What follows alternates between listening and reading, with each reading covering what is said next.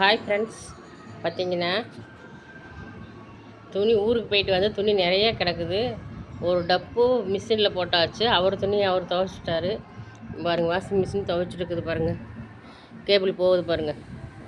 இந்த சைடில் மிஷின் ஓடிட்டுருக்குது. ஒரு டப்பு ஓடிட்டுருக்குது. அது இல்லாத என் துணி வந்து துவைக்கிற கல்லில் கிடக்குது. துவைக்காமையே இருந்ததுனால இப்போ என்ன ஆகி போச்சுன்னா, என்னடா துவைக்கிறதுன்னு ஒரு மழை போயிடுச்சு. அப்புறம் எடுத்து போட்டு வந்து தான் உட்காந்து பேசிகிட்டு இருக்கிறேன் பாருங்கள் ஃப்ரெண்ட்ஸ். துவைக்கும் போதெல்லாம் அத்தனை துணியை துவைச்சோம். துணியில் அவ்வளோ துணினா நிறையா துணி துவைச்சிட்டு இருந்தோம். வாஷிங் மிஷின் வாங்காத மாதிரி இப்போ வாஷிங் மிஷினில் போட்டதுலேருந்து, ஏன்னா மேக்ஸிமம் வந்து அவர் துணி அவர் துவைச்சிக்குவார், மிஷினில் போட மாட்டார். நான் எங்கள் துணியை 2 போடுவேன், இல்லைன்னா நான் கையிலேயே துவைச்சிக்குவேன். ஏன்னா கையில் துவைச்சா தான் நல்லாயிருக்கும் அப்படின்ட்டு. அவர் துணி கழுத்து காலெல்லாம் அழுக்கு போகாதுன்னு அவரே துவைச்சிக்குவார். ஓகே ஃப்ரெண்ட்ஸ், இப்போ மிஷின் வந்ததுலேருந்து அதிகமாக துவைக்காதனால ஒரே மழப்பாக இருக்குது. என்னடா துவைக்க எடுக்குதுன்னு. ஆனால் இருந்தாலும் ஊருக்கு போயிட்டு வந்து துணியெல்லாம் நிறையா கிடக்குது, துவைச்சிக்கலாம்.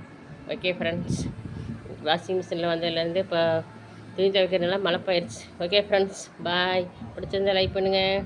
சாப்பிட்டீங்களா எல்லாம்? நான் சாப்பிட்டேன், நீங்களும் சாப்பிட்டீங்களா? ஓகே ஃப்ரெண்ட்ஸ், பாய்.